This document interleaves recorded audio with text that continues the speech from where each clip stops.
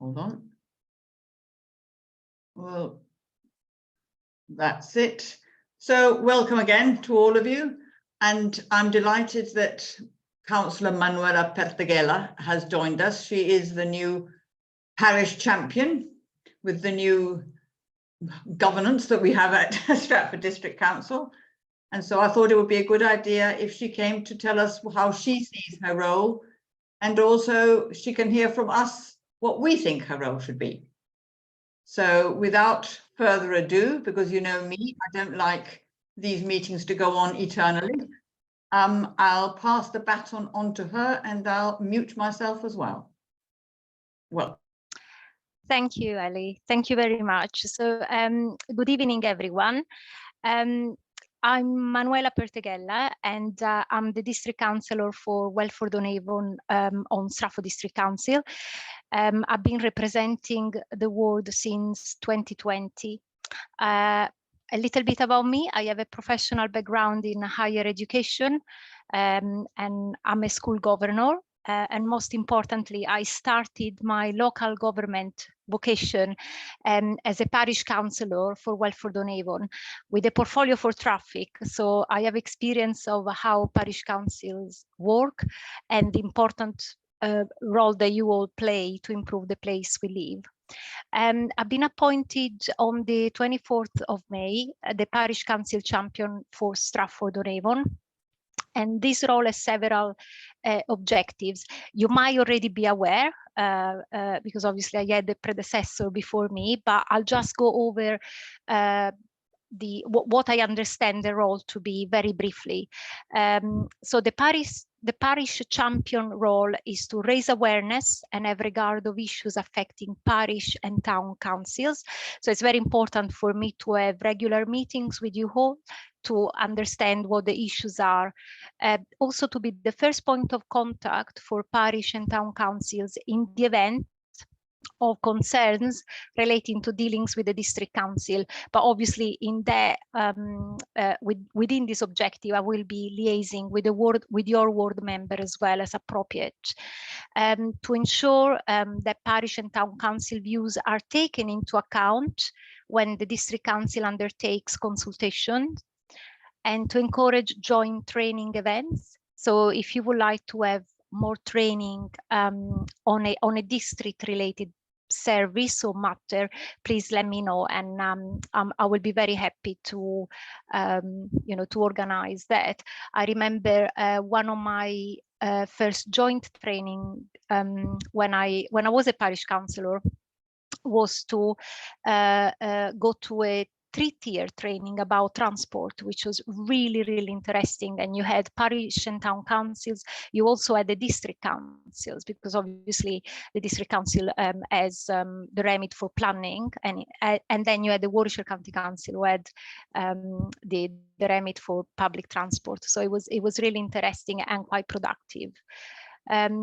But perhaps most importantly, I think, is one of my roles is to facilitate discussions in relation to the possibility of devolving services to town and parish councils. So if you're thinking of, wanting to take over more services, then I can facilitate the discussions. So that's something that we might want to. You might want to discuss and so on. But what I would like to do in my role, so I'm quite new on this one, but what I would like to do, I want to highlight the important role parish councils play in a rural district, and really to highlight the efforts that parish councillors on a volunteer basis make to improve the day-to-day living for our local communities, and also obviously recognize the work of the clerks and the RFOs supporting town and parish councils in their objectives. So yes, that's kind of like how I understand it, but then we can have that conversation about how we can tweak the role to make it work for you. So for example, one of the issues that was raised at the 10th of July full council meeting was the very low turnout at Neighbourhood Development Plans referenda. So during that meeting, a few neighborhood development plans were adopted, but the turnout was quite low, around 20%. So one of the things that the ward members raised is how we ensure that more residents take part in consultations and local referenda as well. And of course, we want to know what make it easier for residents to submit comments and turn out to vote on important policy documents like neighborhood development plans. So this is something that I'm very keen to tackle. And so any comment or view that you have will be much appreciated. I have a few messages from the leadership of the council for you. So the leader of the council is Councillor Junet, and she's very keen. She has already regular meetings with the parish clerks, but she's very keen to meet with you and your community groups in your parishes. And I know that some of you have already contacted her for her to come and travel to you and meet with you. So, but please let me know if you want to get in touch as well. And then we can arrange a suitable time, or maybe you have an event in your parish where you would like her to come. So we can definitely organize that. And also the new cabinet. So as you know, the Stratford District Council governance is about leader and the cabinet model. And so we got new portfolio holders, and the portfolio holders are also very keen to meet with town and parish councils, because you are the first tier of government in our local area, and you know what the issues are in your communities. So I will be liaising with Elizabeth in due course to see whether they can be invited in turns to speak to you directly at area meetings like this one, and each of them as a particular area of responsibility. So for example, Natalie Geist, Councillor Geist, is the portfolio holder for community safety. And she's very interested to know how parish councils and town councils are funding the safer neighborhood teams. She'll be meeting with the inspector for South Warwickshire at the end of the month on the 24th of July. And she will be talking to him about resources as well, what he has, what he needs, and how Stratford District Council can help support the inspector in getting the resources that he needs. But it's also an opportunity, these meetings with the inspector, to let him know what the Stratford District Council is hearing from parishes and towns. So this is something that maybe can be done via the clerks. I'm very happy to get the feedback. If you have any issues or queries that you would like to raise, let me know, and then I can put you in contact with Natalie directly. And I think for the next area meeting, we hopefully we will be getting Councillor Grocott, who is the portfolio holder for environmental services. So they go from grass cutting, verges, to bin collections, leisure centers, and so on. So you can come prepared with questions for Lorraine, but also what issues are important, within our portfolio that you want to see, resolved or tackled in another way, and so on. So yes, for me, the last thing probably that I would like to raise is that voter ID is obviously here to stay.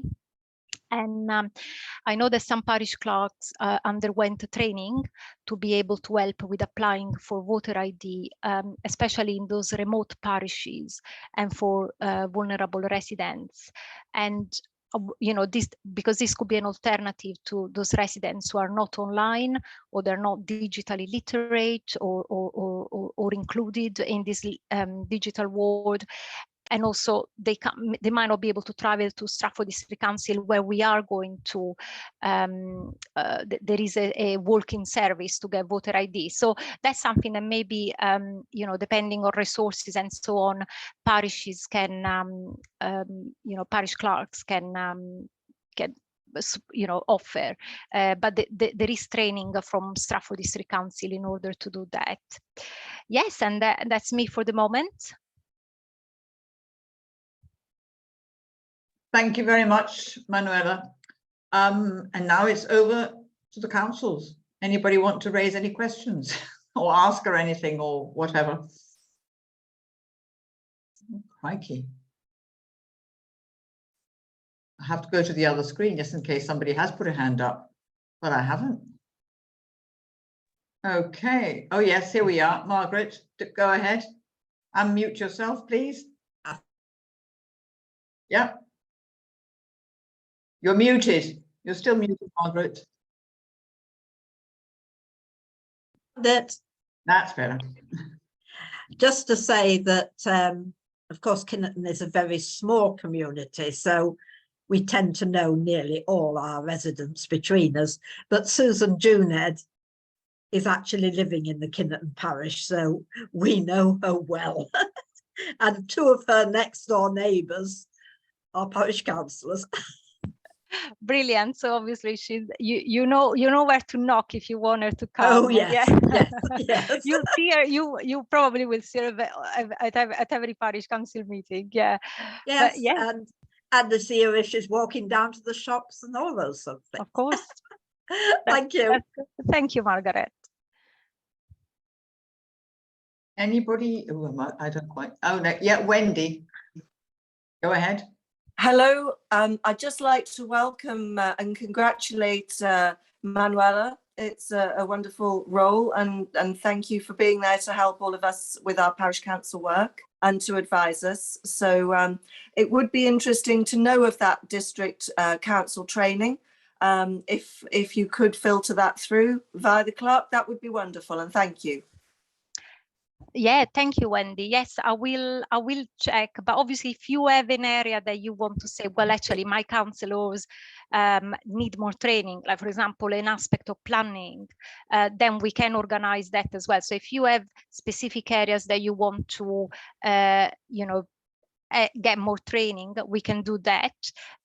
We can organize joint training with district councillors as well.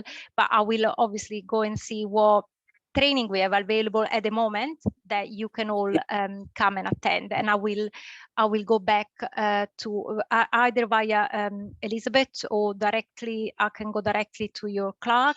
I don't, is it, so yes, I don't know what the best way of communicating as to the area meeting, probably via Elizabeth, but yes, I can also do individual, come to you individually. I did do some code of conduct training at Elizabeth House. It was for district councillors, but I was made very welcome as a parish councillor. Yes, and I'm pleased to hear that. Perfect. Thank you.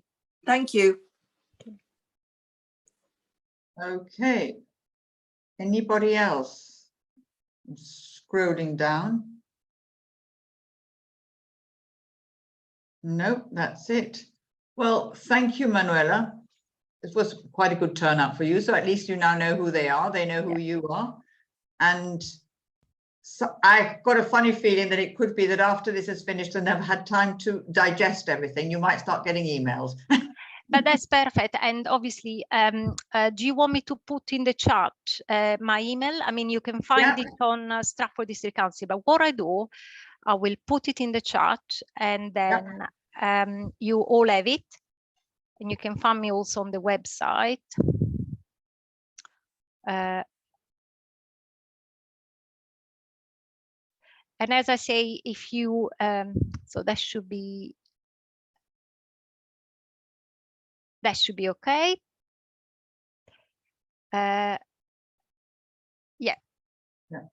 That's the one. But if you can think as well about how we can tackle ways that we can tackle the low turnout to neighborhood development plans referenda. I don't know how many of you have a neighborhood development plan as well, but it's a really important piece of policy at local level, which is part of the Localism Act 2011. So it shapes really where development should be within the parish, so is from the community, and so it's important that we try to get more residents involved.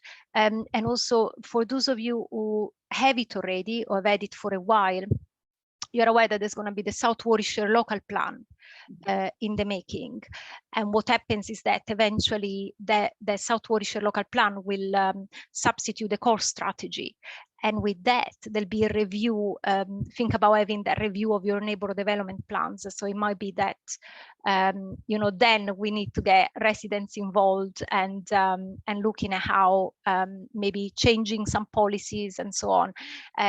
So, you know, let me know if you have any ideas or want to talk to me, and I'll be very happy as well to come to your parish council meetings. In fact, I think I'm already booked on a couple of parish council meetings around the district.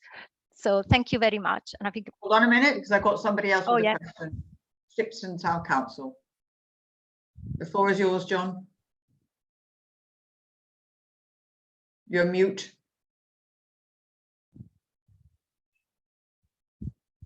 John, you're muted.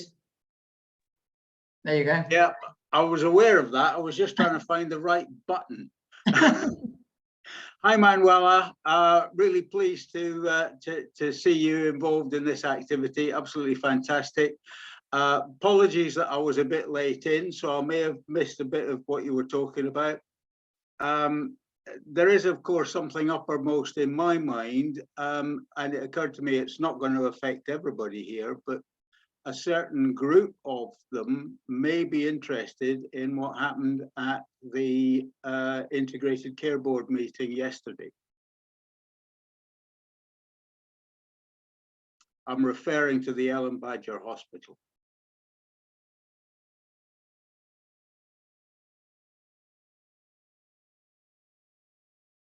Is that for Manuela? Well, the question is, are there some representatives of parishes here who have a direct interest in the Ellen Badger Hospital? No, everyone's from somewhere else. Somebody is. That's okay. I think Yes. yes, Rails do as well. yeah. Yeah. Are those hands up? Are those hands up supporting John's question? I think so. Is it possible to separate out in a subgroup just to cover that matter, only for the people who are interested? No idea, John. You're asking something completely, but it doesn't matter. I mean, this is open for everybody. So if you want to discuss it, as long as it doesn't take forever, that's fine. But in the meantime, before you go with that, can I reply to Manuela's question about the neighbourhood development plans? Because one of the issues, Manuela, and I think that was one, because I think Susan brought it up in the meeting we had at the clerk's meeting with her, is that there was a very long space of time. It took a long time for the plan from beginning to end. And that's what happens if you start it too early. People lose interest, and by the time you come to the end, people have forgotten all about it. So I think one of the things is, when you start it, make sure that you can finish it within 18 months, or what, you know, with all those 6 months, with all the 6 weeks, what do you call them, consultations. Because if you start very early, because I know we would have started earlier, but then the core strategy wasn't finished. And I think we took advice from Stratford, don't start too early, because if it takes too long, people lose interest. Yeah, and actually now we got the same problem, because how we, you know, our parish council is going to, those who don't have the neighbourhood development plan yet, are they going to start on this process, or are they going to wait until South Warwickshire is quite advanced? And then because, you know, you can have it, but actually that's a really good point. And you need, you know, and I don't know whether we can support parish and town councils in that to make that process more quick, so the residents, it's not something that goes on and on and on, but residents can then get excited again and turn out and come out. Yes.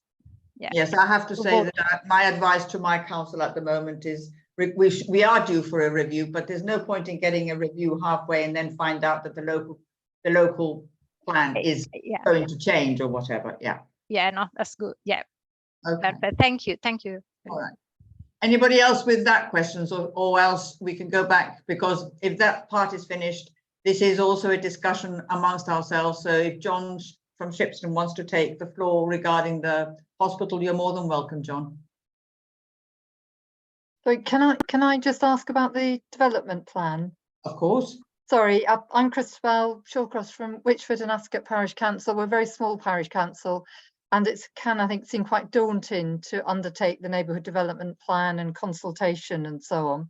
But my question was really so that we can understand better what the disadvantages are of not having one as opposed to having one. So if you have one, of course, you'll shape where development goes in your parish. But as you say, I have in my ward, I have parish councils who have done the neighbourhood development plan because they are local service villages, for example. So they need to have, we want to know where development is going to come for the next, well, during the to 2031, because obviously they are some of the neighbourhood development plans will go with the core strategy to 2031 until they have to be reviewed.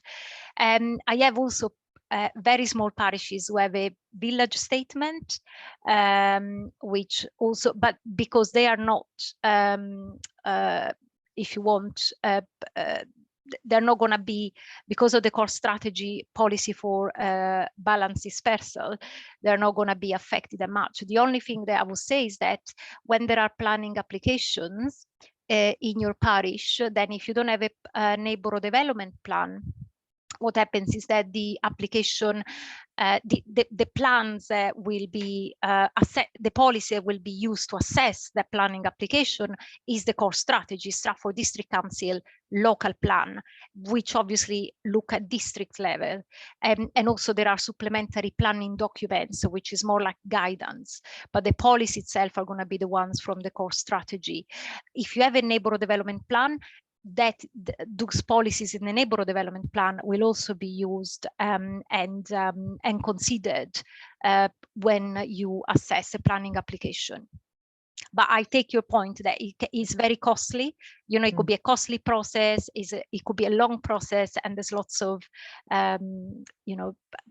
time involved as well, and so on. So, but maybe this is something for us to see how we can facilitate that. So that it doesn't be, making your own plan, your own local plan at parish level doesn't have to be overwhelming. Yeah. So yes, I will take that back and see maybe, and I can update you in the next area meeting that we will have. Thank you, Christabel. Okay, thanks. That's really helpful summary of the situation. Thanks. The other advantage is that you get 25% SIL, but that also depends on how much development you want. So you do get 25. That's the carrot they dangle. Yeah, that's really good. Yeah, sorry, I forgot about that. Yeah, the financial advantage. I know Ken wanted to talk, but I do have James at the top. So was this in connection with Christabel's, Ken? Yeah, it was. So yeah, we haven't done our. Do you mind, John, if you wait a minute? So we haven't done our parish plan either.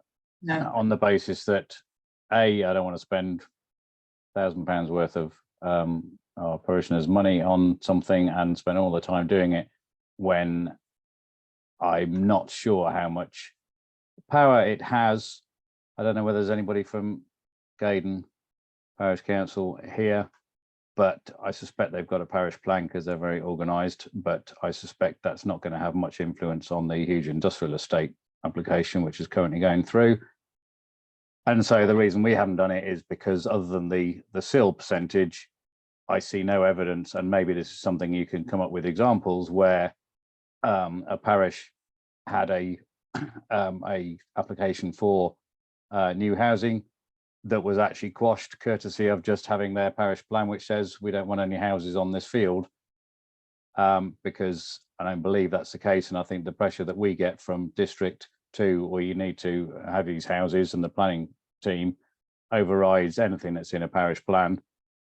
And so the value of it is minimised, and maybe that feeds through to the people who vote on it because they can see it doesn't have any real effect. So why would I bother voting for whether this is a good thing or not when it doesn't do the job that you're claiming it will? And yeah, the only thing is the CIL payment, which is just annoying now because I don't want to do it. I don't want to waste everybody's time doing it. But then you're going to withhold half of my CIL money from me for the developments that do happen.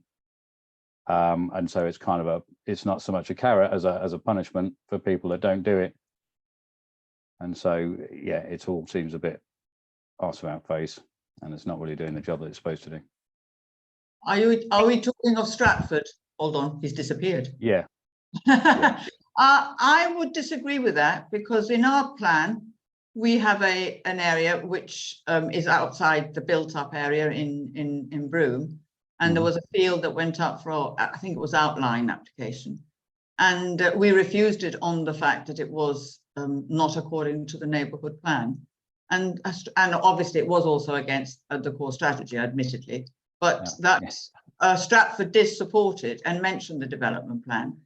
Now, regrettably, we are in the hands of the inspector. Now, there, I do admit that that's up to the inspectors who have. So maybe if you want to sell the concept, some good examples of when, and ideally, yes, when it doesn't necessarily chime with the core strategy, the parish plan has sort of ridden to the rescue effectively and said, no, we're not doing this because this is what we wrote in our parish plan 2 years ago. But James, don't forget that the development plan has to conform with the core strategy. It cannot be contrary to it. That's one of the reasons why we have to wait for the local plan to be in the process so that it fits in. So hold on a second, Ken, I'll come back to you, Manuela. Yeah, so thank you, James. I felt that as well as the ward member of a overdeveloped parish here. But what is important is that we got now the South Warwickshire local plan is a completely new plan. You know, it will be different from the core strategy. I've already, you know, I've submitted my representations for the South Warwickshire local plan, and of all the options that they had dispersal again, which is, you know, the balance dispersal option is what the core strategy has, and I objected to that because it's, you know, he hasn't worked for some of our parishes, even those with neighbourhood development plans. But so it's really, really important that you know, the next consultation will be in the autumn of the South Warwickshire local plan, and that will be where the options for development at high level are, but also what kind of issues. So, for example, what an important thing for me is, you know, to protect our green spaces. So in the calls for site, which went with the second consultation and the first consultation, there was a calls for site. There was also a call for site to protect green spaces, like for biodiversity, open green spaces. And I actually asked my parish councils to think, to go around, learn, you know, which vistas, which green spaces you want to preserve and submit them. Of course, they have to go through technical assessment, but that was something that is in there. So the call for site was not just for housing or employment land, was also for green spaces. Now the next consultation should be in the autumn, and I really urge parish and town councils to look at the consultation, to look at what sites have been put forward as well, although they won't be assessed yet. But and to comment and to submit representations, because then you will be shaping the local plan as well, and you might have already done it for the past two consultations, but we are getting it was quite general, the first public consultation about the South Warwickshire, but is getting a bit more focused now, and that's when it's important for us to have our voice and to say where you want development, where you don't want it, what kind of policies as well. You know, for example, you know, biodiversity policy, for me, it's really important, you know, to protect, to enhance biodiversity, even when we put development in, how we can get that kind of biodiversity net gain. So and of course there will be policies around heritage assets, conservation areas, and so on. So I urge you really to, if you know, to you know, submit your consultation, submit your comments to the next public consultation, which obviously will be, you know, you'll be informed in good time. And then, because if you're thinking then to do a neighborhood development plan or a parish plan, your new parish plan or a review of your neighborhood development plan will be in conversation with the South Warwickshire local plan.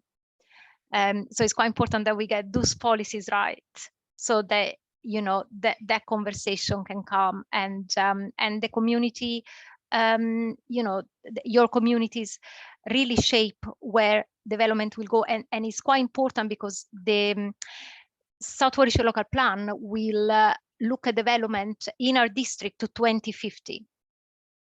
So that's a long time. So that's why we need to get this right.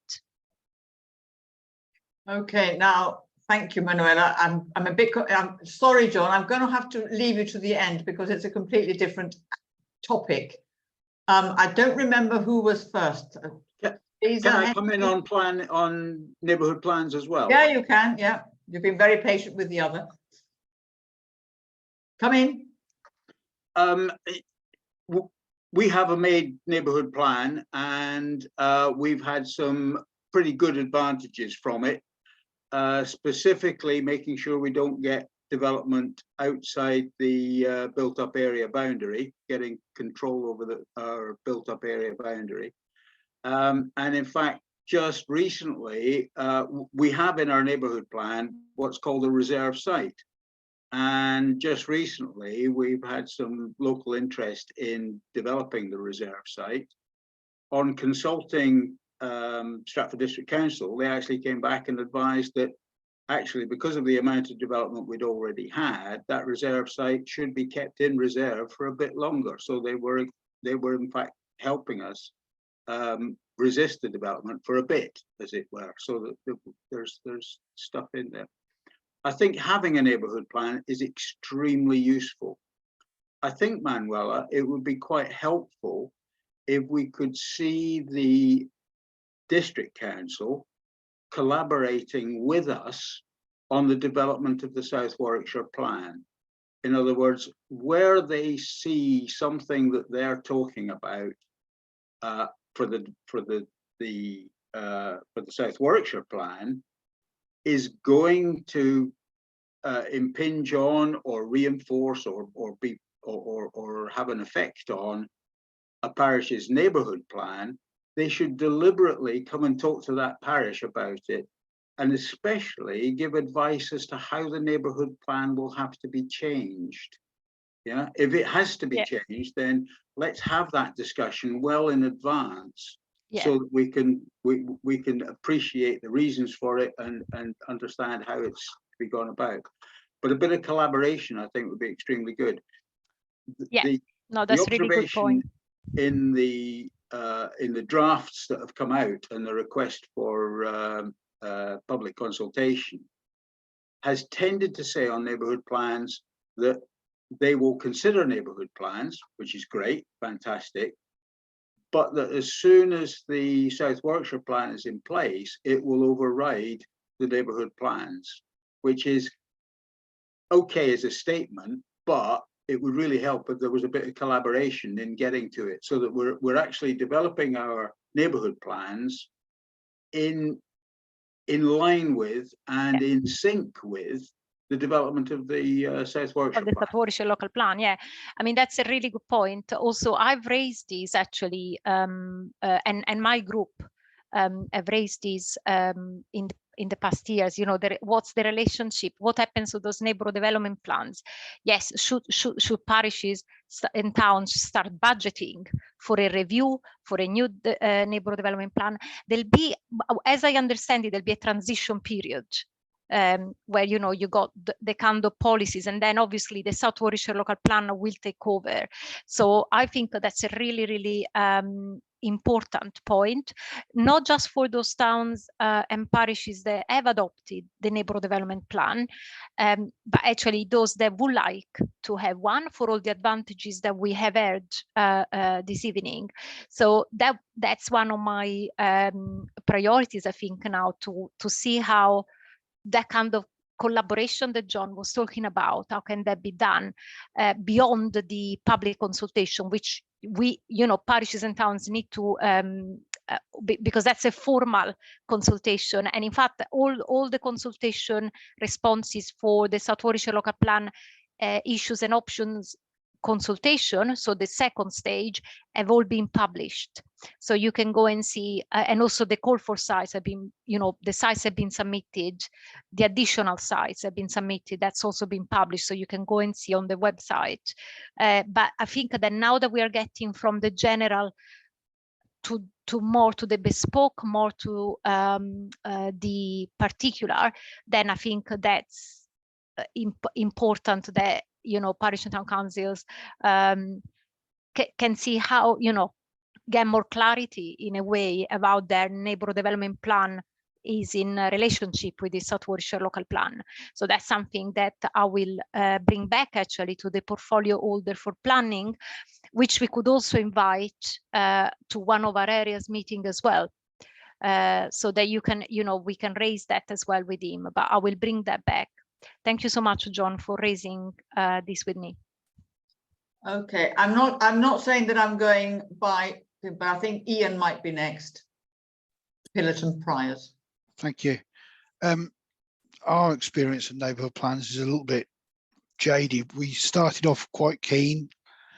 It was costing so much money that we gave up. We went for a parish plan, and the only way we managed to get that through the council, through district council to be adopted, was to put a clause in there about one of the items the residents wanted was about housing, obviously, and the district council wouldn't let it go to adoption with that clause in. And we said, well, is it our plan or your plan? So we put a clause in there saying this is what our residents want, but Stratford will likely override it. So, you know, if it went then to neighbourhood plan, our residents wouldn't turn out for an election at all. Thanks. Thank you, Ian. I mean, I'm quite is worryingly to hear that. I don't know whether was the Stratford District Council was the inspector, because obviously you went through the inspector phase as well. Was the inspector also trying to push that clause, or it was just Stratford District Council? It was just the policy team at Stratford, because we end up with just a parish plan rather than neighbourhood plan. The neighbourhood development plan. Oh, okay. So you never went to inspection then? No, because parish plans don't. They just get adopted by the district council. Yes. Okay. Well, that's something that I mean, obviously, I don't know the particulars of your parish council plan and all the process, but that's something that, you know, if you are going for a neighbourhood development plan, we need to get your neighbourhood development plan in good time. So that's something that worries me, and I will come back to that. I will take this back as well. Thank you. Okay, then I think it was Howard and then Ken. I do remember that. Yes, thank you. Been quite a lot of discussion about the South Warwickshire local plan. I mean, the local council elections were in May, and the political control of both Stratford and Warwick has changed then. And I wonder what effect that will have on the high level policies within the South Warwickshire local plan. It may be early days to understand that, but I mean, if there's going to be no change to what's been published and no change to the timescale, it would be very useful to have a public announcement about that. Thank you, Howard. Yes, so as you say, the May elections change the governance, the political landscape of both councils. So you have an overall control in Warwick district, but with the Greens and Labour in a coalition, and then you have the Liberal Democrats, you know, holding with the council. Now, what I would say is that the new administration, the new administrations have decided to carry on with the South Warwickshire local plan, because obviously otherwise we need to review the core strategy. But it's a new, I mean, for us, it's an administration. For us, we want to know exactly the number that, you know, where the numbers come from, additional houses that are required. We want, as I said to you, biodiversity policies, tackling climate change, high quality design. These are all important to us. Now, it's early days. So now what has been published was the response to the consultation that was before the elections, and what we need to do now, we need to work with our colleagues at Warri District who also want to continue with the plan, but we bring very different views. So one of the things that at least we in Stratford District want to see, we don't want to see housing coming before infrastructure. So infrastructure is really important, and the planning of infrastructure, especially in large developments, has to come before and not after. And that's something that we're going to push for. We just don't want new settlements in the middle of nowhere with no infrastructure, no public transport infrastructure the residents can use. So and again, schools, you know, GP services, health services, and so on. In my ward, I also, you know, one of the problems with infrastructure is our drainage infrastructure. We have regular, you know, surface flooding and the sewage flooding as well. So that's something that really worries me, and I want that to be, you know, I want all infrastructure to be looked at. And then you go obviously the social infrastructure, like you know, places where community hubs, libraries, open spaces as well. I was talking about how important it is to protect our open spaces. I mean, I told my parish councils to even submit their you know, put your allotments, protect your allotments as well. Hopefully we'll have a policy on that. So I think it's early days, but you know, our manifesto, we want housing led by local needs, by what the community needs, by the, you know, affordable housing as well, because we are building quite a lot of housing which are not, you know, which are not affordable. So our children and grandchildren cannot stay in the area, in some of our areas. So it's important to look at that. But yes, we want to see infrastructure as an important part. We want you know, climate change as well. You know, the tackling climate change. So if you're having a new settlement and then you don't get public transport, or you are adding the sprawling of a settlement as well, and you're making you know, you're not working towards social cohesion, that's not good. You're getting people farther away from services and so on. So, but that's obviously, we need to see how the plan develops. But this is personally is what we put in our manifesto, and what we want to see enacted. Yeah, but what I'm looking for is that in the consultation documents so far, there are some sort of high-level scenarios, particularly on housing, as to whether it's going to be concentrated in certain areas or spread across all of the villages. And what I'm looking for is some sort of reassurance that we're not going to go back and start again with that. I mean, and if we're going to carry on with the documents that have already been published, I would like to see some sort of public announcement that there is no change to what's been done so far. So the issue and options that was published had 4 different development options, and one of them was dispersal. Well, I personally have, and my group, we have already objected to the dispersal on local villages, on the rural areas. We objected to that, but obviously the local plan is not just us; it's also Warri District, and you know, that's something, because the dispersal option is actually what we got now in the core strategy.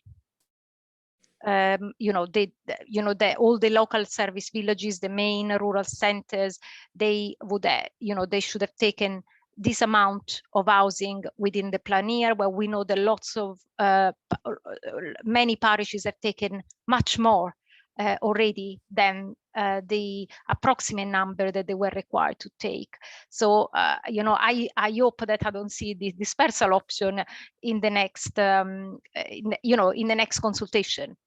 But the next consultation will be you know, what kind of options there are. So it won't be all the options that you saw at the last consultation. So the ones that are published now, those documents, because there'll be, as I said, you're going towards, you're not going to use all those options. The people of the district will have to decide which of these options they want the policy team to go for. And that's why the consultations was important. You know, to decide which ones, you know, for us, the one on development around the public transport is, you know, it's fundamental. Yeah. And yeah, that, you know, that's what we want to see. But you can look at the responses, and then we'll have to wait for, I think it's the autumn, when we will have another public consultations on something that is on the kind of growth options, but a bit more bespoke. And maybe we should have, once we had time to look at that, we should have a session again, maybe an area meeting session, just on discussing that, if that helps, like a brainstorming session for parish councils to come and say, well, you know, we are concerned about these aspects, and that's what, you know, we are concerned about that. We could do that.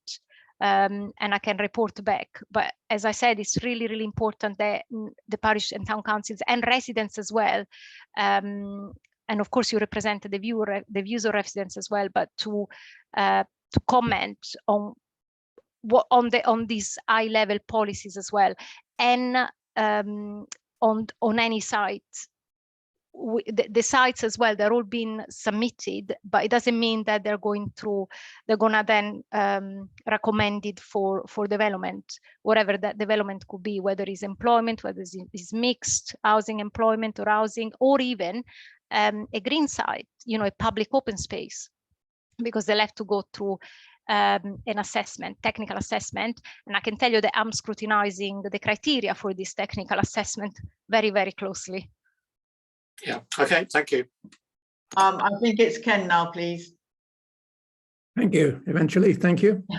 I just wanted to say that we're in Kyneton. We've had a neighbourhood plan in existence for 6-7 years, excuse me, and it's served us very well. It has stopped development.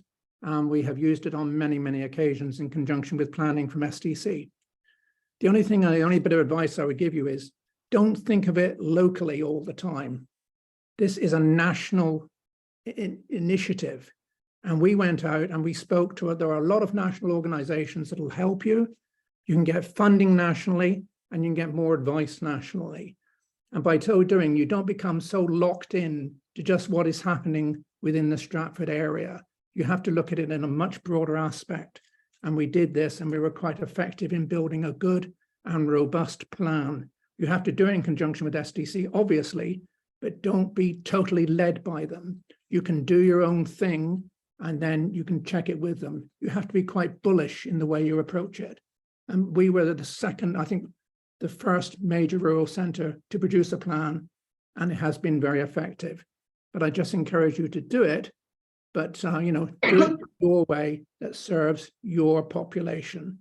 But do it in conjunction, but don't be frightened to look nationally. Thank you.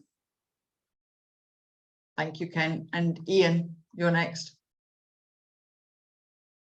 You're muted. You're muted.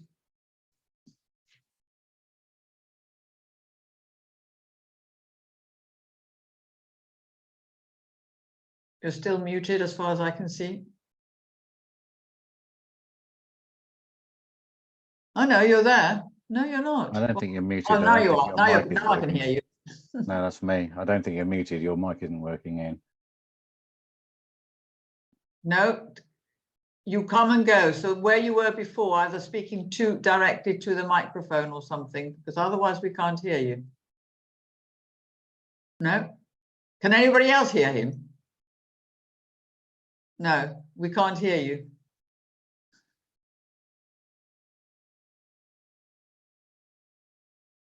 Do you want to put it on the chat? Okay, anybody else regarding neighbourhood plans? No, in that case, John, as we have a bit of time, do you want to come back to your hospital?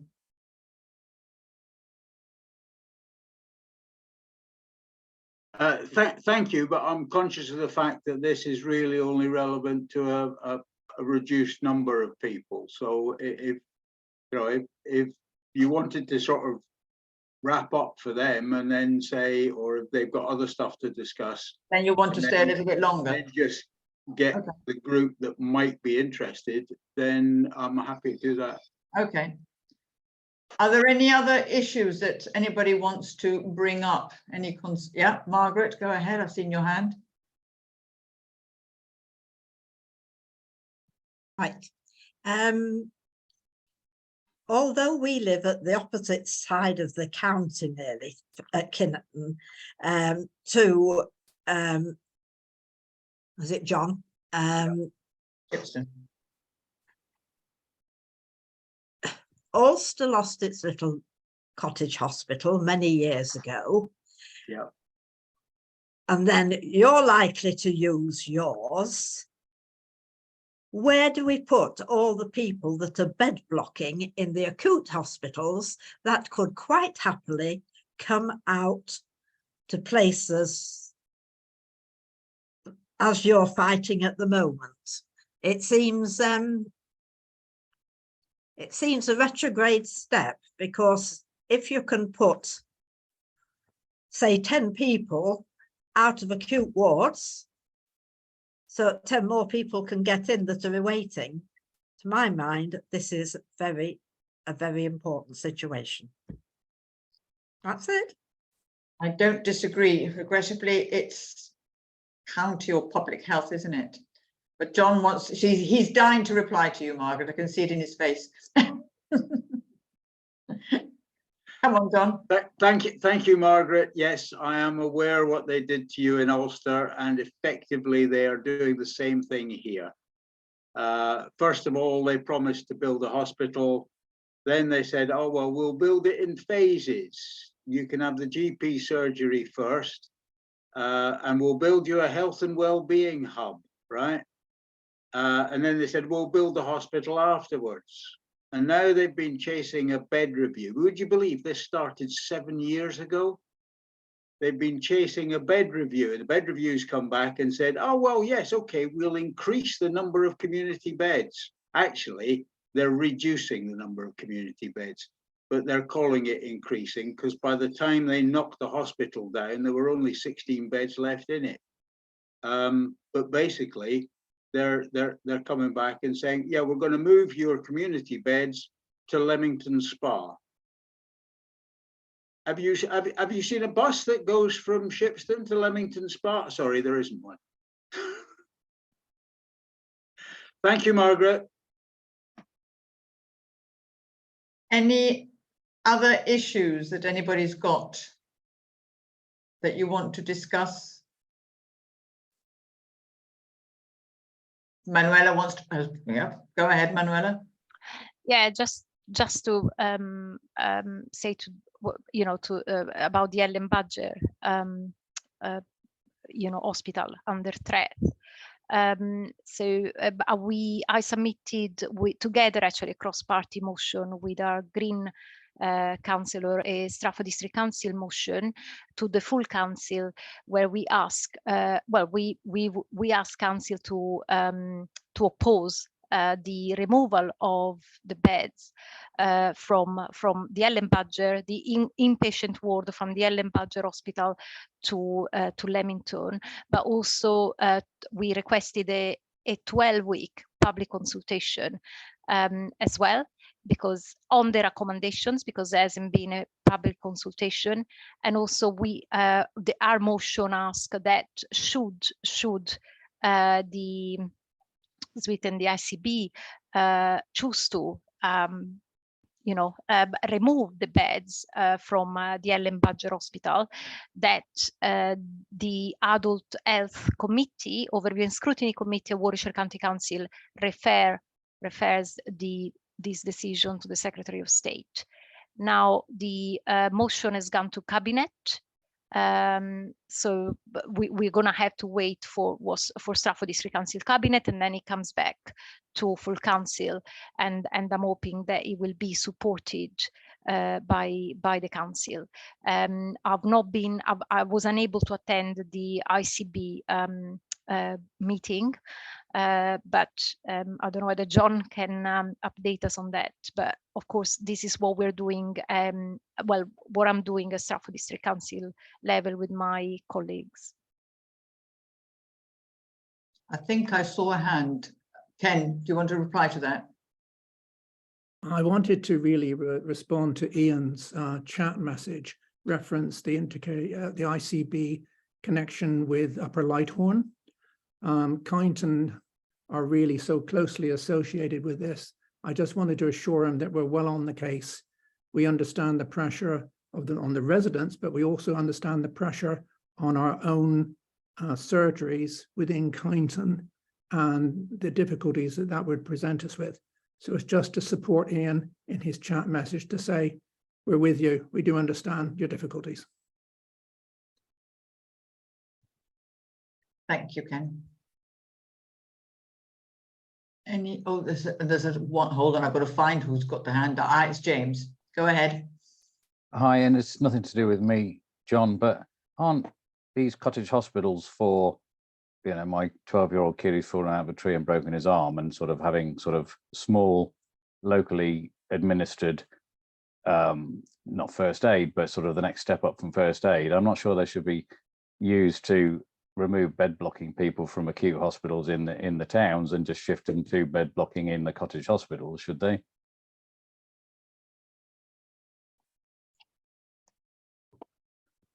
You might very well think that. I couldn't possibly comment. A cottage hospital can do both.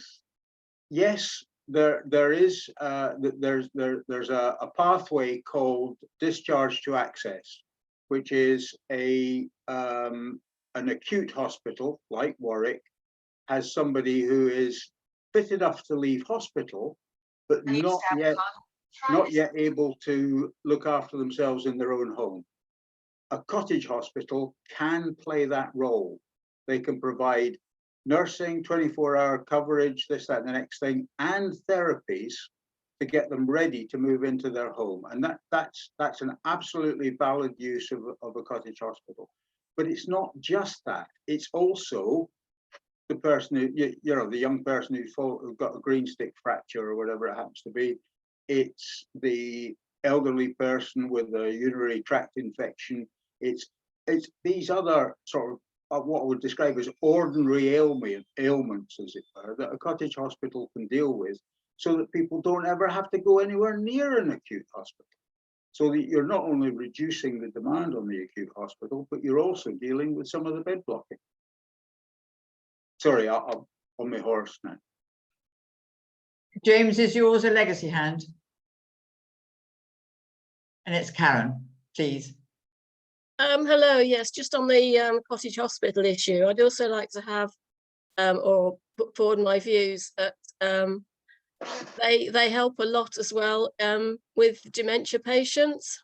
That's my personal experience, which no longer exists. There's no facility now for people around Shipston who have dementia and need extra support.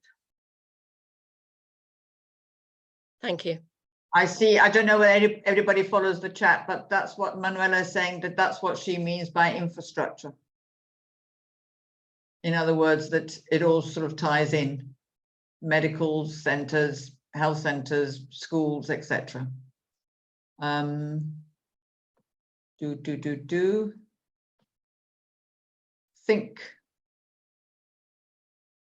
think you're all in one screen now. I can't see any more hands. So anybody else has got something? If not, then if the people who are interested to continue with John about the possible closure, or it appears to be a done deal up in Shipston, if you want to stay, or anybody else that wants to stay and continue with that. I thank you all for coming to the meeting, especially Manuela. And as she said, the next one hopefully will be Lorraine from, is it environmental?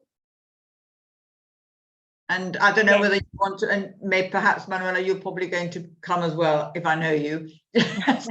Well, yeah. No, I like, and I want to report back as well, because obviously lots of concerns have been raising about around NDPs, and lots of different experiences of NDPs, some good, some not so good.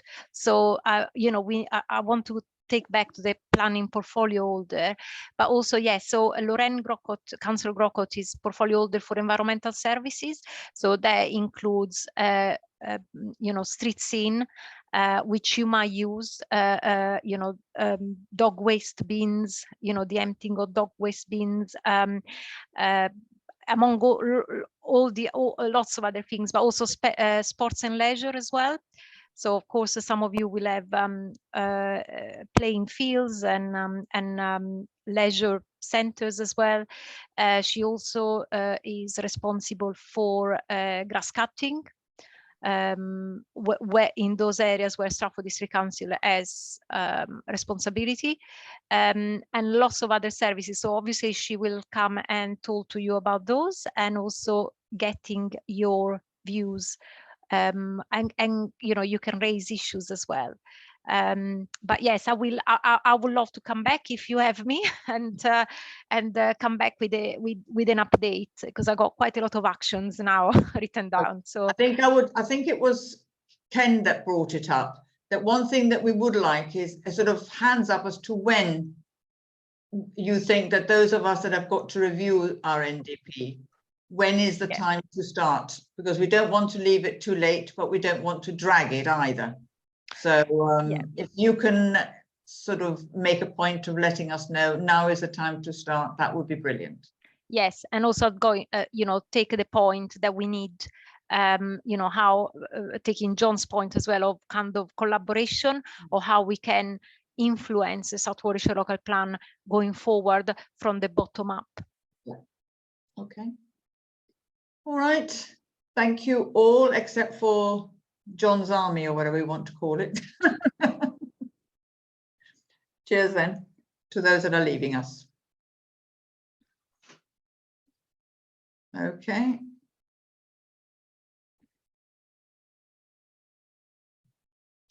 Okay, John. If you don't mind, can we make sure that we finish no later than past? Okay. I'll try and be as brief as I can. Right. Yesterday I attended online the meeting of the Integrated Care Board, because one item on their agenda was the bed review for the community beds in South Warwickshire. And basically there was a paper put forward for the board, and the person putting it forward, who's an Alison Cartwright, who's the Chief Delivery and Performance Officer, explained that this was not the bed review, which it isn't. They haven't published the bed review. They've said what the results are, but they haven't published the actual bed review. What this was looking at the ICB's responsibility to consider the wider aspects of the bed review. In other words, they're not really challenging the result. They're just looking at what they call the wider aspects and the potential impact. So they put forward this paper, which really just goes through what's already happened and makes a few points around the area, without giving any fact or data or backing up information at all, and a recommendation. And I'll read you the recommendation. In the context that the potential changes flowing from the community bed review constitute significant service change. So, okay, they've admitted that it's a significant service change. and in line with a recommendation from the Commissioning, Planning and Population Health Committee. Be careful about that one. That used to be the CCG, and it's going to change its name again, apparently. It's a bit difficult to pin these bodies down to find out whether they're still the same as they were before or whether they've changed their role or not.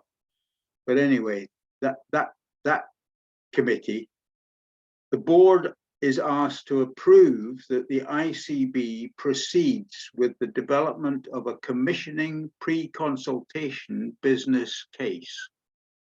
In other words, all they've agreed is that there ought to be proper consultation. And I will say, Danielle Owen did say towards the end of the meeting that, you know, what had already taken place did not appear to be proper consultation. And therefore there had to be proper consultation. But what they've approved is that they should commission a pre-consultation business case. Now, there was some murmuring from various members of the board about, well, what was this going to cost? Ignoring the fact that they've already knocked the hospital down and are building something else, which is terribly expensive, but we don't really know what it is. And they basically, they were asking about costs. They were asking about, Danielle Owen asked about timescale, another 6 to 9 months to prepare this business case, which will then go to public consultation. No mention of what the public consultation is going to be. We had put in quite a large number of questions about this item on the agenda. She came back and she acknowledged that the questions had been made. She said there were too many for them to answer during the meeting, but that they would reply to them all in writing to the people who'd emailed them in, and they would publish the questions and the answers on their website. So we're looking forward to that, to see what the responses to the questions are going to be. When I asked for her to make clear that the public consultation should be without precondition, she said, let me make it very plain, there will be a public consultation. She did not say without precondition. So I think the implication is they've already accepted Clem Burley's assertion that the Ellen Badger Hospital should not have inpatient beds. So are you aware of what the output of the bed review is? Have you seen the email from Mary Bell on the 26th of May? No, Mary Bell's the sort of spokesperson for South Warwickshire Foundation Trust. And her email of the 26th of May says, she says they'll increase the number of beds from I don't remember, 35 to 41, because this includes the nickel unit in Stratford, but that they will not put the beds in the Ellen Badger Hospital in Shipston, they will put them in Leamington Spa. So I didn't know whether you were aware of that. No. No? No. Oh. Okay. I think the whole thing is just shocking that the housing has increased so much in Chipston area, and yet we have no beds for possibly elderly people so they can be visited on a daily basis. Yep. I just think it's shocking. Census says that the Shipston and Brailes area has now got 45% of the population over 55. And they're taking our hospital away. Guys, you don't need to put your hands up now because you're sort of in a it's a little meeting outside the meeting, so you can open it up. talk when you need to. Chip in, So Christabel. can I just say, I'm really sorry because I do have to go, but I know residents in Witchford and Ascot are really concerned about what's happening. People have been fundraising for years and see it very much as, you know, our hospital. And I have to go. I'm just wondering what's the best way to be kept informed about what's happening and the key decision making? And obviously really appreciate, John, you're obviously, you know, you've got quite a lot of knowledge on this and involvement in this. Is there any way that as a group, if we are, because we are so impacted, that we can get the information to know what's happening? Right. Basically, I'd like, John, if you email me, I can then pass it on to John, and John can then do a group and pass on all his wisdom. I think that's probably the best. Are you all right with that, John? yeah, I'm happy to do that. One organisation that you can all get in touch with, of course, is the League of Friends.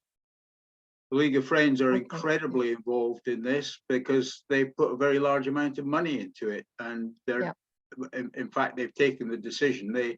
Because of all this problem, they want the money back. Okay, that's really, I've really got to go. That's really helpful, and I will send my email through to Elizabeth to pass on. Thank you. Well, that really, I mean, that legal, that's going to be a very interesting thing to see if they're going to get their money back. Well, the undertaking was that we would be provided with a hospital. I don't know whether you've seen the article by Trevor Russell in, what's the bylines thing? Manuela, do you know it? Something bylines? Yeah, the bylines is a publication, about is it about community hospitals or and it was about it was it's about the hospital, and as he pointed out, well, my summary to the board, you know, in the email in which I put the questions in, was my view: if they take those beds away, they're breaking the social contract with the residents of South Warwickshire. Because I think it doesn't just cover Shipston, you know, it covers everything between Longcompton and Ettington, I would say. I don't know about Pillerton Hersey. I suspect that you would probably, you know, and sorry, you know, that stuff that was put in the chat about the GPs. If you listen to the blinking integrated care board talking about the GPs, you would be depressed.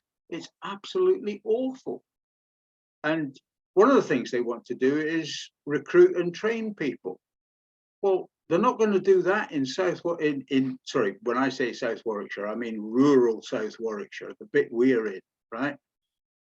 They're not going to do that there by trying to train people in Coventry.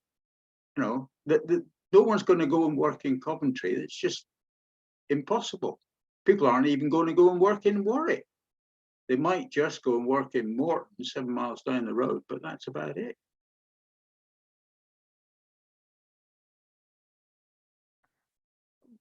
What I would say is that we need to make sure that the public consultation, the public consultation has to be meaningful.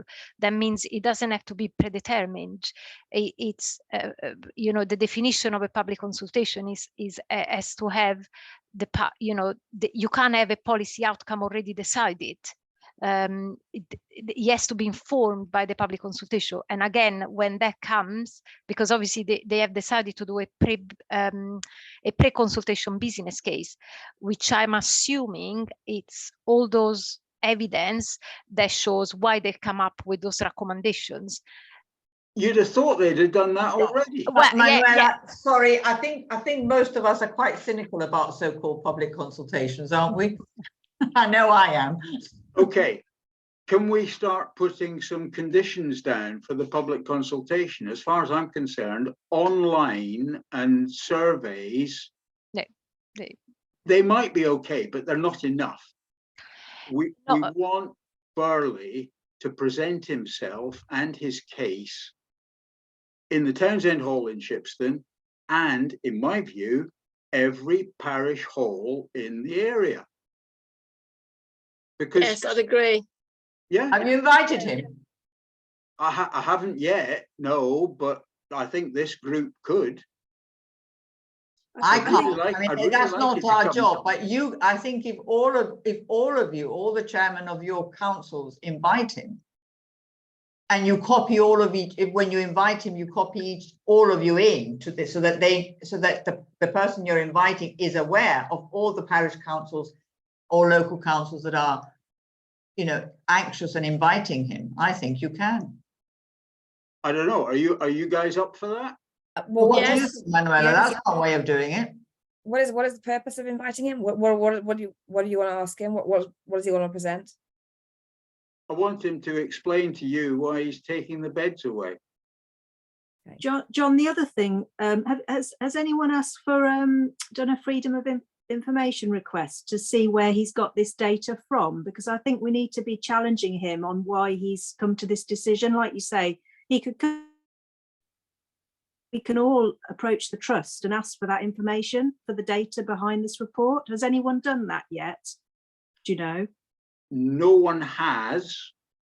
Dave Passingham did say to me that his view was that he was going to ask for the bed review to be published.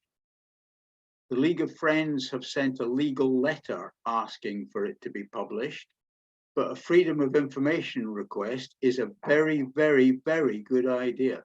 Yeah, that's what our ward councillor has suggested we do, because we raised this at our last parish council meeting, because we are South Warwickshire as far as we're concerned, and even if the beds go to Warwick and Leamington, that's not South Warwickshire, even if we're probably classed as Stratford district, really, you know, Stratford rather than Shipston. But I think we need to be challenging Glenburley as much, like continuously, all of us. So I'm more than happy to, that was my next step, to find out how I do that.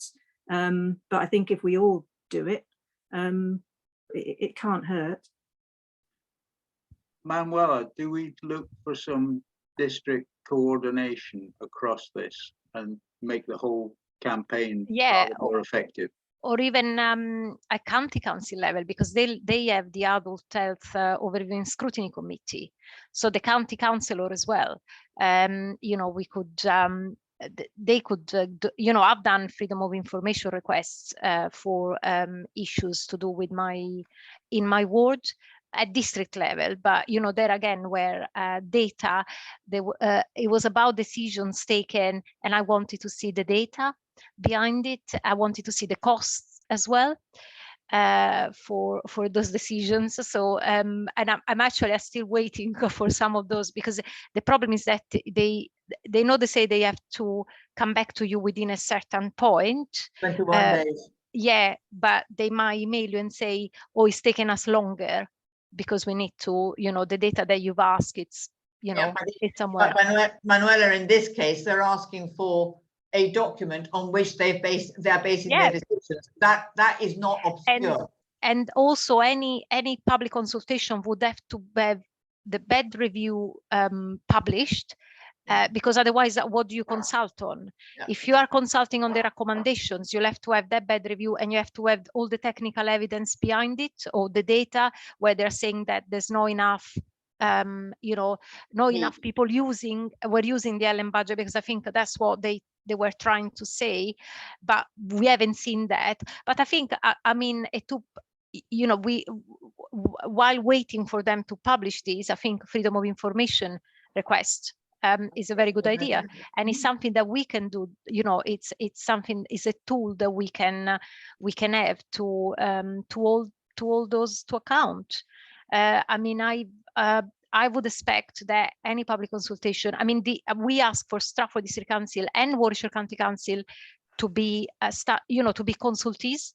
So we want to, as a council, we will be submitting our own response to this public consultation when it comes, and that's why we preempted it with our motion, so that hopefully it's you know, we need to wait for the motion to go to cabinet and then back to full council, but at least we will have a very clear position.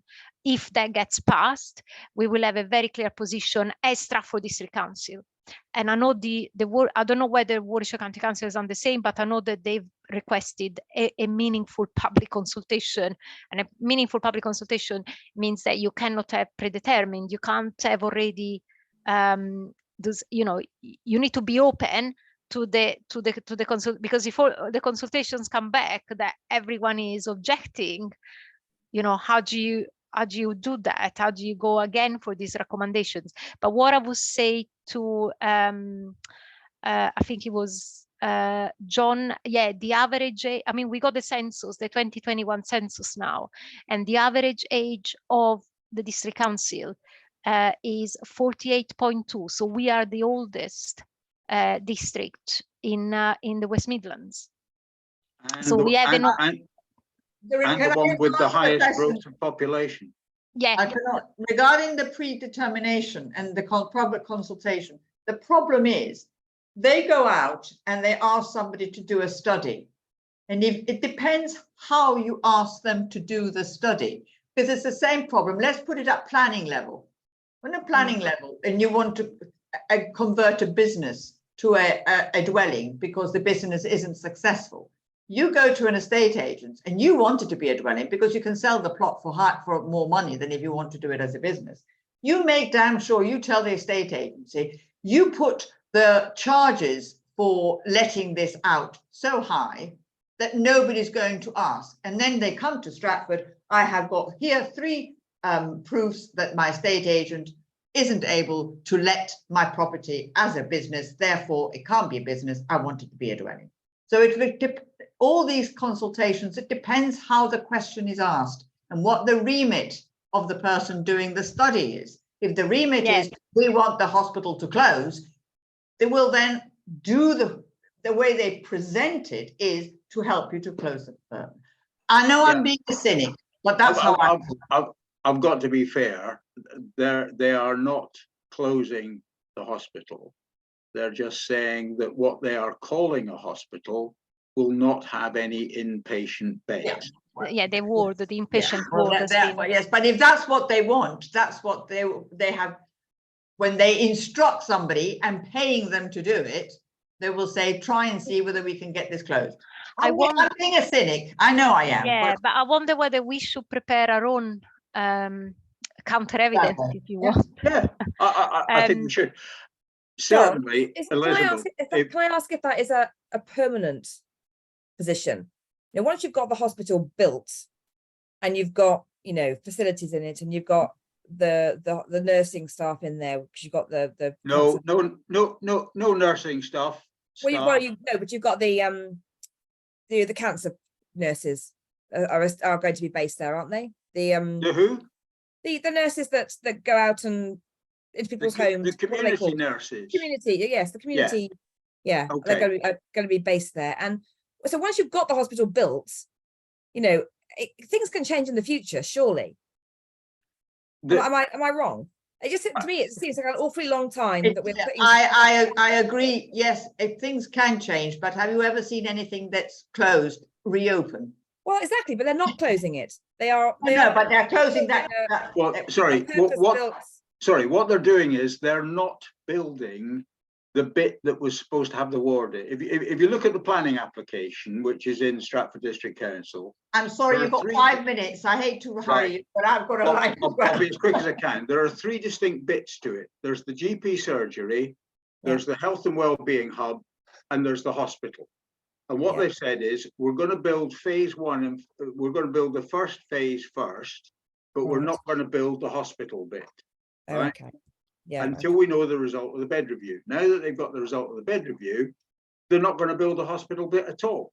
And that's where the X-ray was, and that's where all the facilities were, and that's where all the nurses were going to be working, right? Which does fundamentally change what it is. So fair enough. Yeah. And now they're not, they can't accommodate the GP surgery because the GPs can't afford it. The only reason they can't afford it is because Swift are charging them too much for the building. You know, it's absolutely crazy. We're going to end up with a health and wellbeing hub, which is a number of offices for Swift. Don't know who's going to be in there. 2 rooms and a cafe. Wow. Okay. Yeah, well, that's just a community centre, isn't it? Yeah. Well, and they're going to spend 10 million on it. No. I think the 10 million's gone in Glen Burley's back pocket. No. I hope this isn't recorded. It is, I'm afraid. I'm afraid it is. I told you. Okay, folks, I am sorry. If you want to continue, I can. If somebody sends me an email that you want to have another meeting, I can set it up just for you. Yeah, that's not a problem. I am keen, John, to be kept involved. I haven't to this point really in Wales, so it will be good to. I mean, I know Ronan Woods is on our parish council and he knows a bit more about it, but it'll be good to be kept a bit more abreast of it. I'm quite happy to say that if you want to invite me to a parish council meeting, I'll come down and we can talk through, admittedly, my views, and you can tell me I'm wrong. It's not a problem, but yeah, I'll try and talk you through isn't it? Because I have one side of things, because obviously we have our district councillors and our our county councillor kind of turn up and give their points of view, and I have different points of view, so I'm it's quite hard to find the facts here sometimes. Well, I suppose the freedom of information for the information should give you the facts. Yeah. Yeah. I'm keen to be kept. Sorry, I'm keen to be involved as well. So hold on. If you email me or email John direct, I'm sure you can find his details on the Ships and Town Council website. I'm in the back of the forum if you get it. You probably don't get it, do you? Okay. Yeah, if you can help us out with the communications, Elizabeth, that'd be fantastic. I'm more than happy. And if you do want a meeting, just let me know, and then I can set it up, and I'll send you an invite to all the ones that want to deal with it. That's not a problem. Thank you. All right. Well, thank all of you. You've all at least vented a bit. Very useful. Thank you. Cheers then. All right then. Bye.